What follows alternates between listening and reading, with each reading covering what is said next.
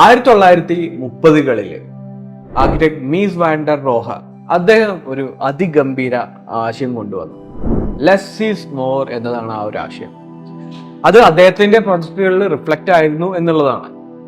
ഒരു എക്സാമ്പിൾ എടുക്കാൻ, Barcelona pavilion എന്നുള്ള ഈ ഒരു പ്രൊജക്ട് നോക്കുകയാണെന്നുണ്ടെങ്കിൽ വളരെ ക്ലീൻ ആയിട്ടുള്ള എക്സ്റ്റീരിയേഴ്സും ഇന്റീരിയേഴ്സും ഒക്കെയാണ് നമുക്ക് കാണാൻ സാധിക്കുന്നത്. കുറച്ച് മെറ്റീരിയൽസ് മാത്രമേ അദ്ദേഹം ഈ ഒരു പ്രൊജക്റ്റിനായിട്ട് യൂസ് ചെയ്തിട്ടുള്ളൂ. ഗ്ലാസ്, മെറ്റൽ, സ്റ്റോൺ ഒക്കെയാണ് അദ്ദേഹം ഈ ഒരു പ്രൊജക്റ്റിൽ ഉപയോഗിച്ചിട്ടുള്ളത്. കുറച്ച് ഫർണിച്ചേഴ്സ് മാത്രമേ വരുന്നുള്ളൂ.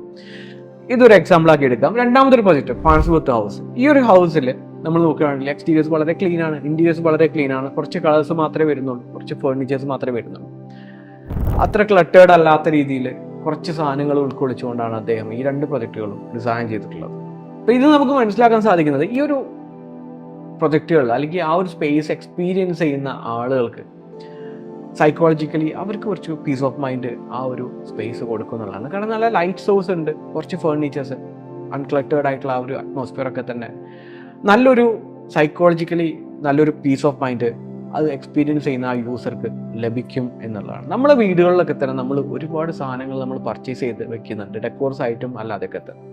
അപ്പോൾ അതൊക്കെ തന്നെ നമുക്കൊരു ക്ലട്ടേർഡ് ഫീല് കൊണ്ടുവരുന്നുണ്ടാവും. അതിനിടയിൽ നമ്മൾ കുരുങ്ങി കിടക്കായിരിക്കും ശരിക്കും നമ്മളെ വീട്ടിൽ വരുന്നത്. അപ്പോൾ നമ്മളെ ഇത് എത്തിച്ചിരിക്കുന്ന ഒരു ടേം എന്ന് പറയുന്നത് മിനിമലിസം എന്നുള്ളതിലായിരിക്കും. എന്താണ് മിനിമലിസം നോക്കുകയാണെന്നുണ്ടെങ്കിൽ നമുക്ക് ആവശ്യമുള്ള സാധനങ്ങൾ ഒന്നുകൂടി ബെറ്റർ ആക്കുക എന്നുള്ളതാണ്. അനാവശ്യ സാധനങ്ങൾ നമ്മൾ ലൈഫിൽ നിന്ന് ഒഴിവാക്കുക, ആവശ്യമുള്ള സാധനങ്ങളിലേക്ക് നമ്മൾ കോൺസെൻട്രേഷൻ കൊണ്ടുവരിക എന്നുള്ളതാണ്. രണ്ട് രീതിയിൽ നമ്മൾ ഹെൽപ്പ് ചെയ്യും. ഒന്ന്, നമ്മൾ അനാവശ്യമുള്ള ചെലവ് ചുരുക്കാൻ സാധിക്കും. രണ്ടാമതെന്ന് പറഞ്ഞു കഴിഞ്ഞാൽ നമ്മൾ സ്പേസസിനെ കുറച്ചുകൂടി ബെറ്റർ ആക്കാൻ സാധിക്കും.